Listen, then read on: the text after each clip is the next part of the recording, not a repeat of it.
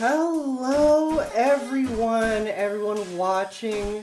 To those of you who are new to Osu Mania World Cup, to those of you who have been watching for years, to those of you who are playing, to those of you who are just spectating. My name is Mint, and I'm the map selector, or the main map selector for Osu Mania 4K World Cup 2025. And we have something really special in store for you this fine morning, evening, wherever you are. We have a Qualifier Showcase, and this is the first stream of the Osu Mania 4K World Cup 2025. And we're just going to run through all of the qualifier maps that players will be playing next week. And that will sort them into individual bracket seeds, and the top 32 will be placed into a bracket that will determine the rest of the tournament. Again, my name is Mint. I'm here joined with Alexire. How's it going, Alexire? Bye. Hey everyone, I think it's going well. You know, I'm looking forward greatly to what this year has to offer, so it is very exciting on that front. You know, the teams this year look very, very scary, so I'm super curious to see what's to come. Absolutely, and with scary teams means scary map pools, doesn't it? Indeed. I believe the pools, I don't remember if they are harder or easier this year or like relatively stagnant, but I do know that without a doubt they are challenging. So I believe we should get into that and see where it takes us. Yeah, absolutely. And I mean, I do want to note that I will say, in my opinion at least, in my humble opinion, of course, every person's opinion on this will differ, but I do think that generally the map pool will be around the same difficulty as last year. We didn't want to make it more difficult or like more easy. But let's just get right into it. I know you guys are itching with excitement for this. Okay. Let's go.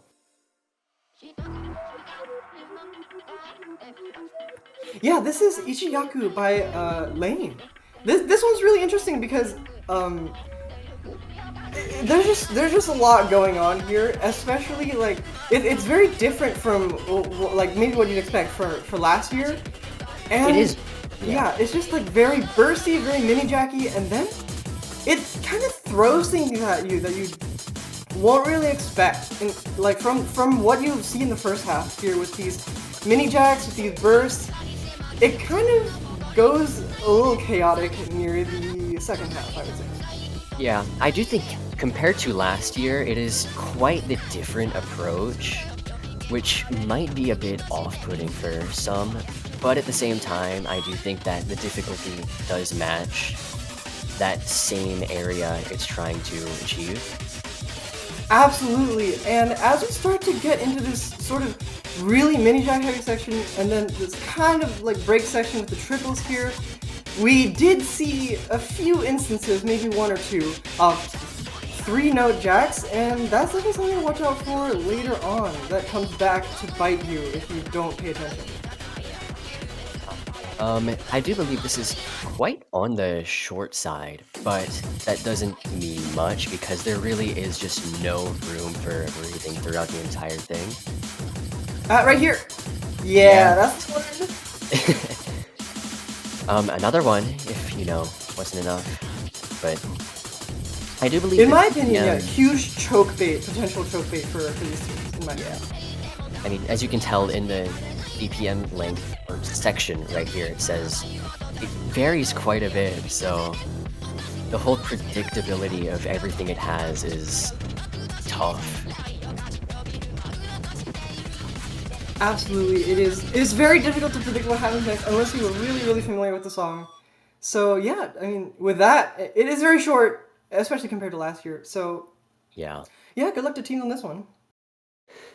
With that, we'll go to the next stage, which would be the first hybrid. Yeah, this is our first hybrid FM synthesis experiment cut version by Alexar and Guden. This is a collab. This one's really interesting because, I don't know, it kind of birthed itself out of thin air maybe like a week or two. No, it's definitely 2 weeks ago. Nothing longer than that. Yeah, it was kind of out of nowhere, but I do think I really like how it works. It is quite on the jacky side, as you can expect from the hybrid 1 slot for qualifiers. But I think most uniquely that should be pointed out is the rice difficulty is more prominent than the long note difficulty. Absolutely, yeah. I'm noticing that the showcase does not have the OD and HP values for these maps. I don't remember them off the top of my head. I remember that the previous one was 8.5. This one, I think, was 7.7, but I could be wrong. Yeah, I also don't remember, but I believe with how it works is it's just a collab. Guden does have more of the LN heavy sections while I was more on the rice part, but I do think that despite the difference, it does balance out pretty nicely, and it especially contrasts with our other hybrid slot well. Absolutely, yeah. But and I'll say that it is, compared to what you would expect if you were only paying attention to the qualifiers in the past year or so, then this is substantially less LN heavy than what you expect. Actually, like if you compare, especially compared to last year's routing, which was the equivalent to this one last year. It's a heavier emphasis on like the jacks and shields and some abrasive bursts which you've already seen, some short inverse burst long jacks. You know, it's a fairly straightforward structure in comparison to routing, I would say, but definitely balances out in the end, as you'll see with the second hybrid later down the line. Yeah, we will indeed see how that turns out. Yeah. Not much to point out aside from the structure, but with what we have here, it does quickly go back into this more rice-heavy section. It does have more LNs incorporated, but I believe the main difficulty that you will be looking out for in this last section here is the rice for sure. Yeah, absolutely. I'm noticing that are all of the 4-note long jacks on the left hand? That's definitely something to keep in mind if you're struggling with those. Yeah. This does bring us to the end of our second qualifier. So, with that, we can go into the third, stage 3. Oh yes, this one I'm really excited for this one. This is probably one of our more interesting, like, at least to talk about on stream. This is Lost Lost Lost.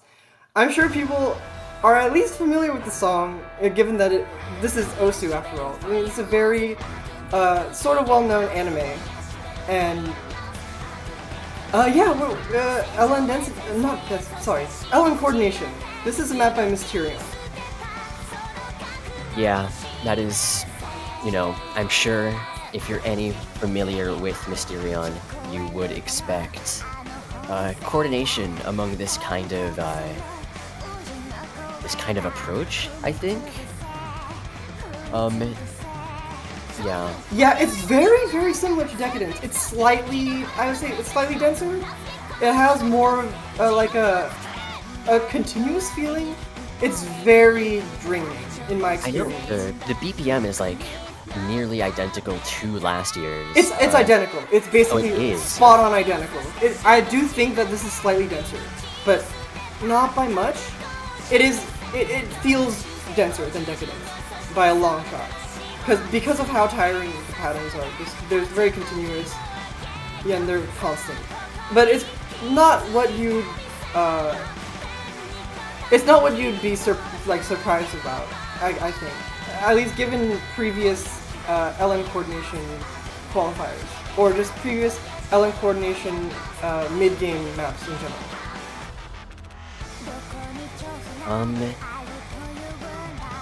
I believe.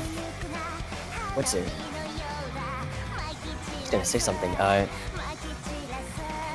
The full version, will that be? That was also charted, wasn't it, for this? Yes, the full version was charted. It will be uploaded alongside this. So just make sure if you're playing this, you're not playing the full version, you're playing the Stage 3 version. That's right. Yeah, I'm not too used to seeing two different difficulties for qualifiers, outside of SVs, of course, but, you know, we no longer have that. So, I guess this will take its place for now.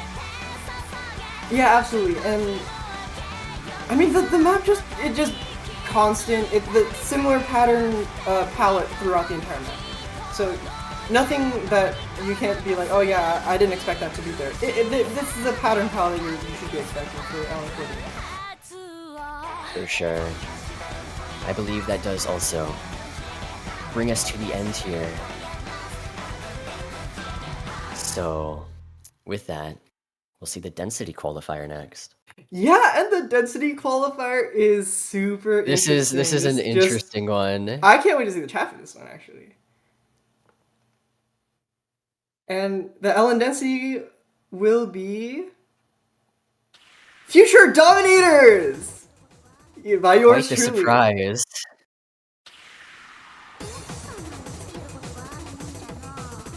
Well, you were the one who left, so... Yeah, it's a huge tone shift from previous LN density qualifiers.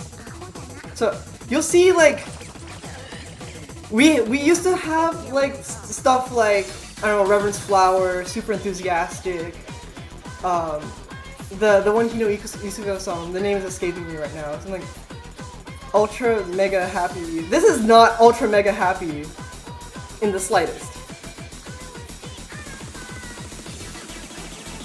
Well, it may not be that, but what I can say is it is density, which is very unusual for this, especially like Sharpnel, because you know, naturally when I think of DJ Sharpnel, I think of Jumpstream or something along that lines as, you know, anyone familiar with Dan's, as I must bring it up, that is what you'd expect. Yeah, absolutely. I mean, again, similar to Less, the patterns are just pretty continuous overall. These are both fairly, I would say this is the territory of like consistency testing. We're really getting into consistency territory with both of these maps here. I do believe, if I recall correctly, there's not much of a break in here, is there? Aside from one part. Yeah, this is the only break section that you'll get in the entire song, yeah. Absolutely. Yeah.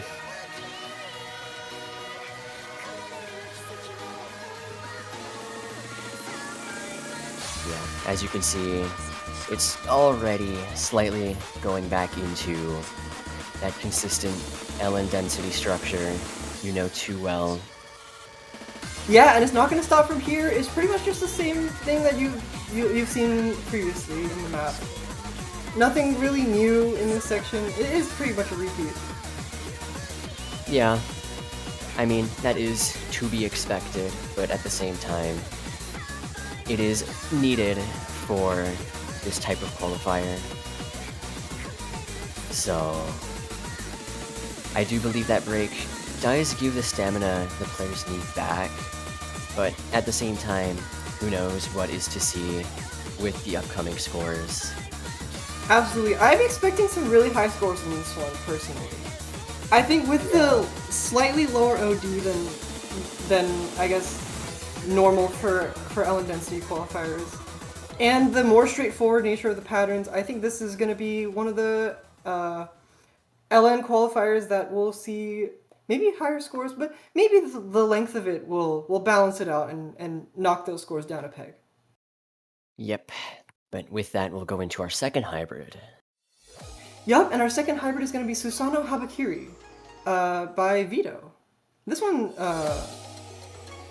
honestly, it is fairly different to previous second hybrid qualifiers, but honestly, maybe that might not make much of a difference here, especially in terms of pattern.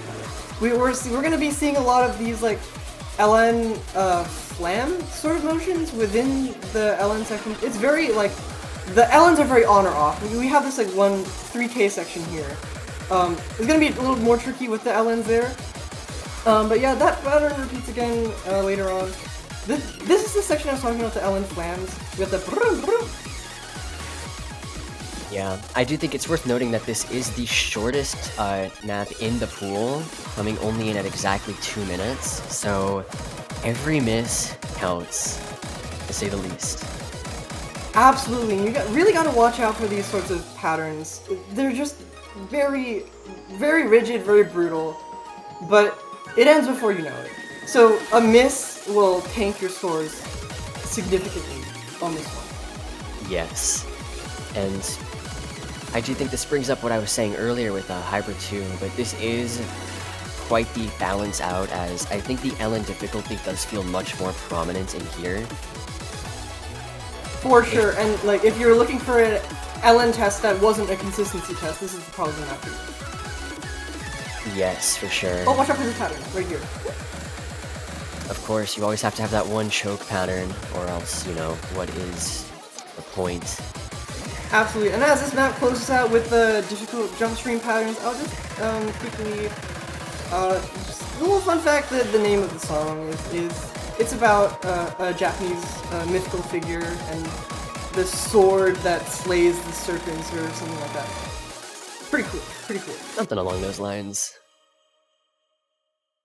But yeah, that will be Hybrid 2, but with that we go to the jump stream pick, or Rice 2. Yup, and this is an 11-bit map. It's going to be Heisei Saikyo no Kariya.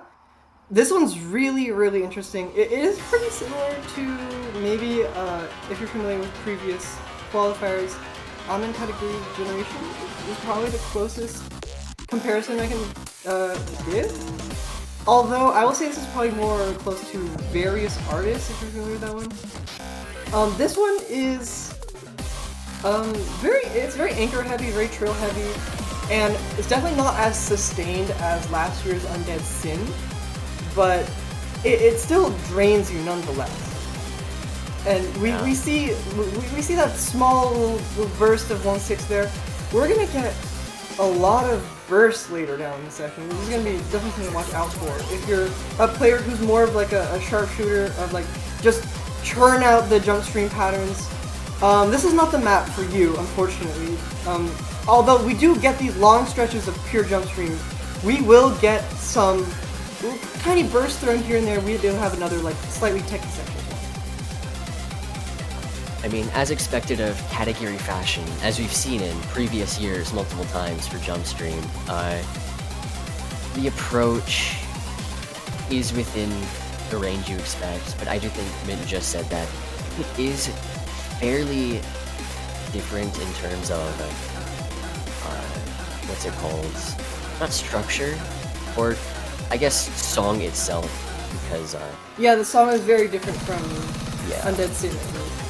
But yeah, it's more or less what you expect for a category song. Yeah. It does feel more jump stream-like, but the jump stream nature does, without a doubt, fit it more than it should, because I think this is just how it should be approached, to be quite honest.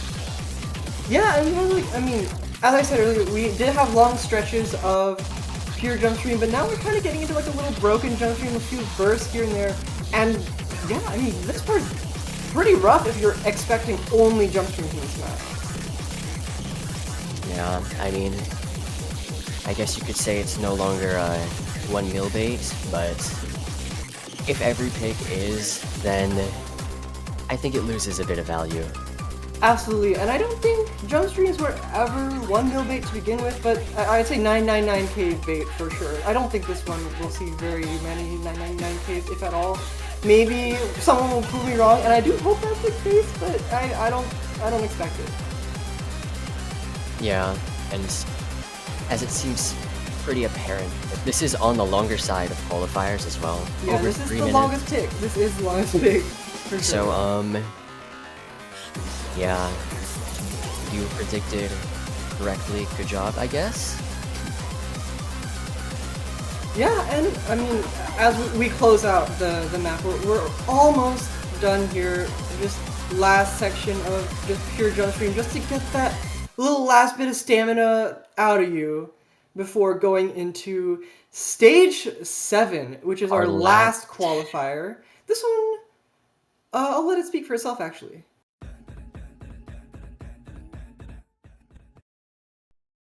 Well, to say something, I believe this is Disguise's first ever appearance in MWC, and I do believe many of you have come accustomed to the name, but this is also a collab with Mint, so if you have Yep, anything I to did the say, rap sections, and this guy's did the chorus sections. That's basically all you need to know for the collab split.